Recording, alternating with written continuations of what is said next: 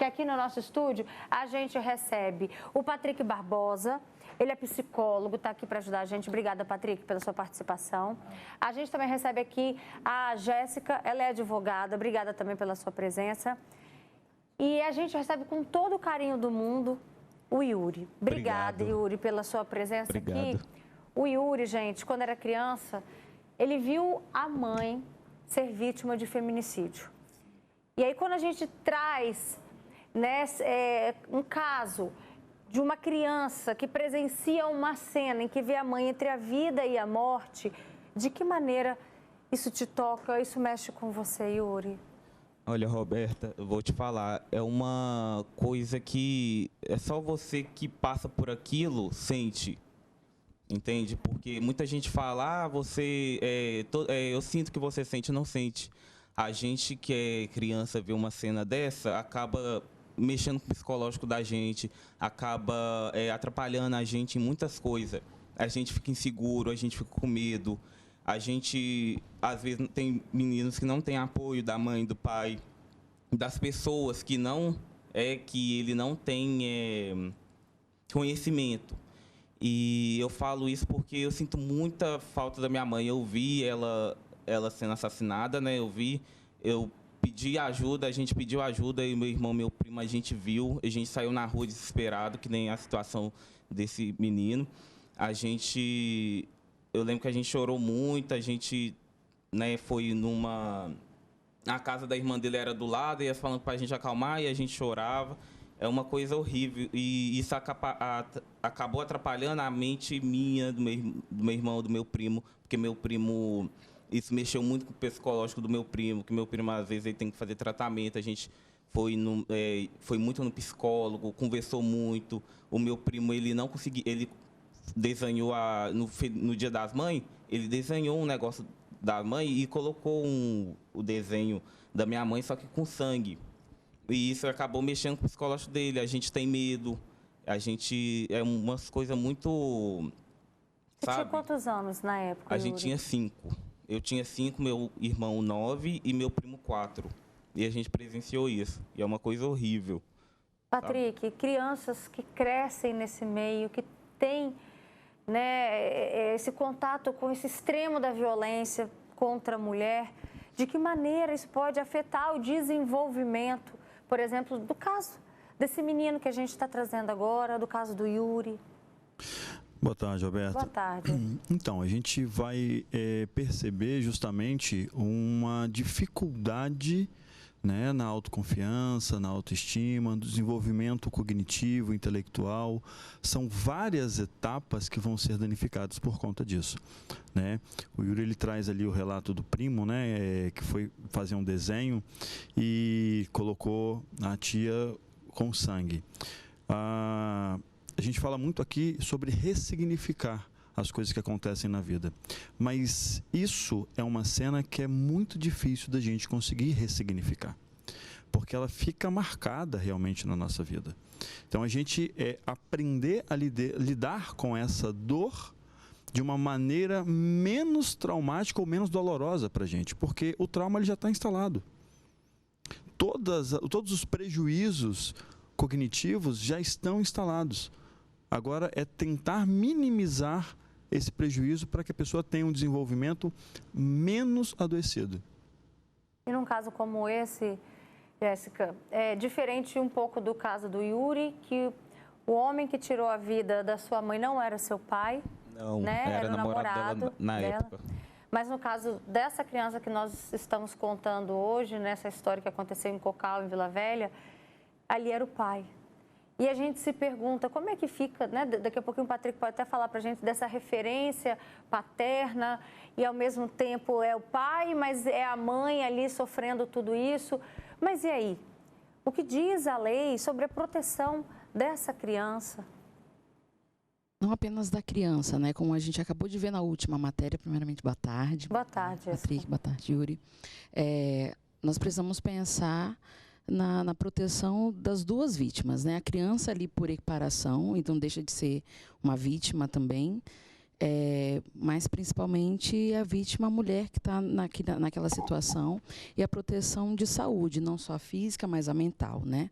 A lei, ela traz, hoje, além das medidas protetivas de urgência, nas tutelas de urgência, quando a gente faz o acionamento judicial, ela também fala de uma proteção em relação à saúde, aos tratamentos que aquela vítima pode sofrer. Aquela criança também. Existem políticas públicas aqui em Vitória, no Estado do Espírito Santo, existem equipamentos públicos que estão disponíveis ao tratamento contínuo tanto dessa vítima, mãe, quanto as suas crianças, seus filhos, mas também existe a possibilidade da saúde pública, quando iniciado esse tratamento, a saúde pública acionar a justiça para que esse agressor seja compelido ao pagamento desses tratamentos. Existe a possibilidade, se essa vítima passar por um tratamento médico de maneira particular, dela ser ressarcida financeiramente também sobre essa agressão. Inclusive foi aprovado agora, recentemente,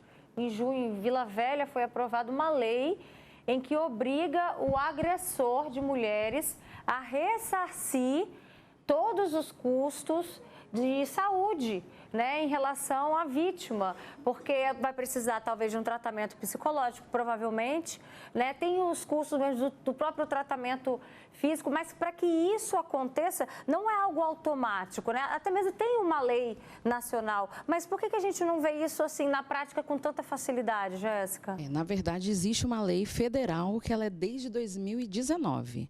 No Estado, a gente não tem essa prática, essa habitualidade de efetivar essa legislação, até porque envolve mecanismos, tanto integração do Sistema Único de Saúde estadual com a Procuradoria-Geral do Estado, por exemplo. Eles precisam fazer um cruzamento de dados para entender e identificar esses boletins, essas ocorrências, para que, a partir disso, essa busca se torne efetiva, né? E que bom que Vila Velha tem essa iniciativa. Na Assembleia Legislativa também existem alguns casos, algumas leis, tentando efetivar isso aqui no Estado do Espírito Santo, mas não é algo comum, infelizmente. Na verdade, tem que entrar com uma ação judicial e depois de condenado, aí sim ele é obrigado a pagar. Não, a ação, todo o mecanismo... Não, é porque a gente apurou essa informação, isso da Prefeitura de Vila Velha, a gente apurou essa informação diretamente com a Prefeitura.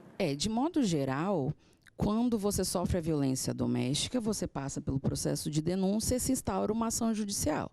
Então, se aquela vítima está usufruindo do Sistema Único de Saúde, o ideal é que o Sistema Único ele faça de maneira integrada o acionamento jurídico. Agora, se essa vítima passa por tratamentos particulares, ela, enquanto vítima, através daquele boletim detalhado, ela pode fazer uma série de boletins, porque no primeiro boletim é medida protetiva. Né? O segundo momento é isso, detalhar no boletim de ocorrência e buscar o seu advogado particular, né, o profissional habilitado, a própria Defensoria Pública, detalhando essa necessidade para que haja o ressarcimento de dano material. Isso podia ser automático, né?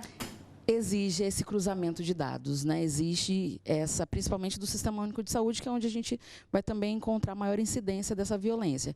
Mas precisa haver o cruzamento dos dados, tanto de boletim quanto da unidade de saúde. É um serviço árduo. E nessa história, gente, que nós estamos aqui debatendo hoje, ainda tem um detalhe. Ele responde, Patrick, por outras... ele tem ali registro de outras violências, inclusive agrediu severamente a própria filha, né? Então, a gente, com essas informações... Já dá pra gente, qualquer pessoa que vá se aproximar, né, de uma pessoa assim, já dá para tirar as conclusões de que é uma pessoa agressiva?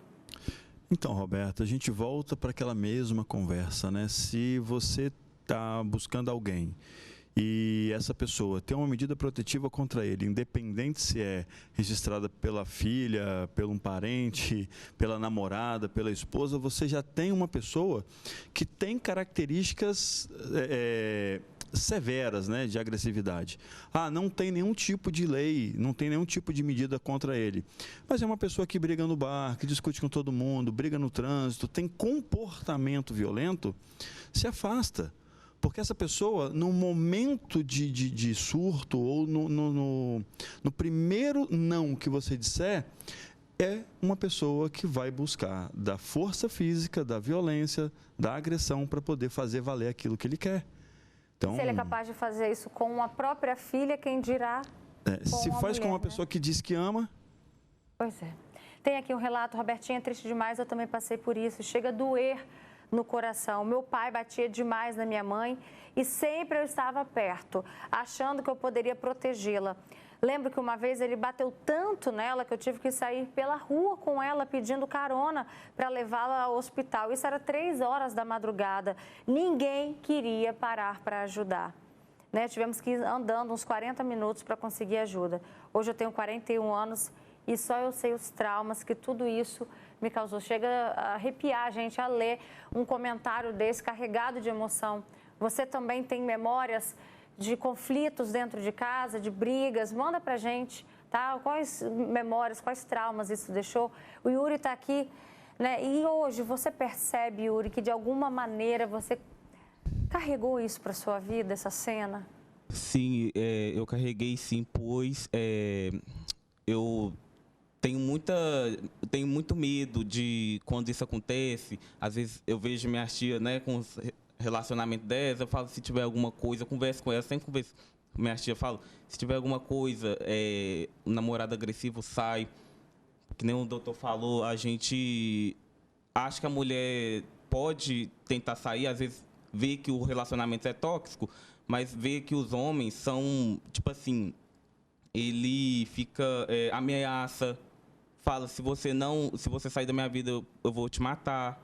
Eu vou né? As mulheres acabam ficando inseguras.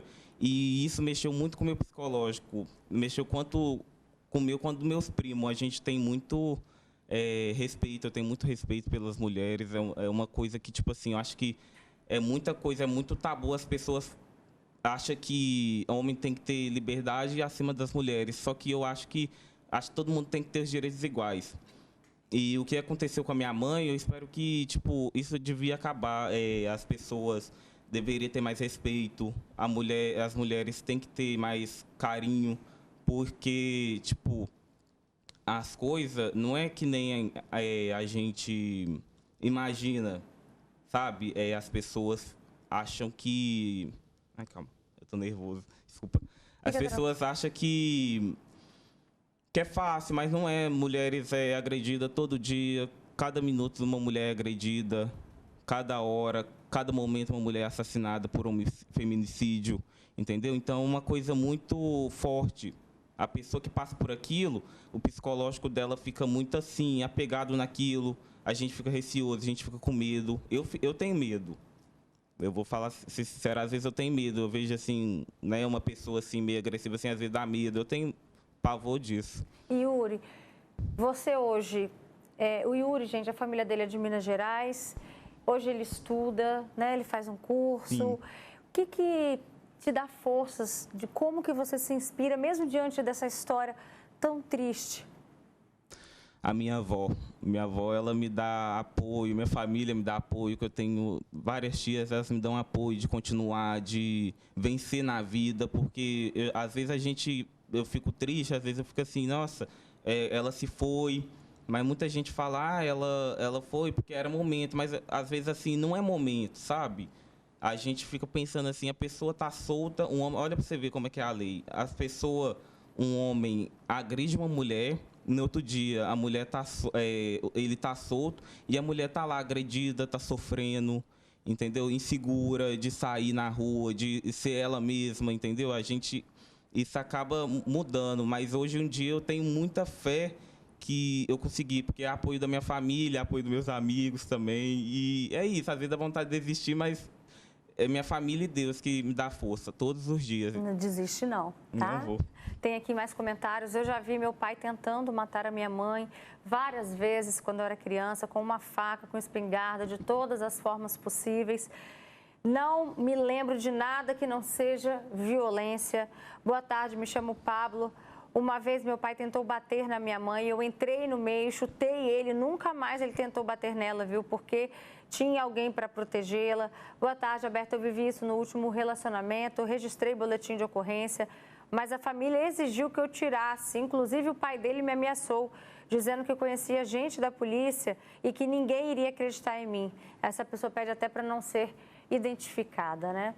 Olha, nosso tempo, infelizmente, acabou sobre esse assunto, mas fica aqui, de certa forma, o alerta, né, de que maneira essa violência está refletindo na vida das crianças que crescem num ambiente como esse.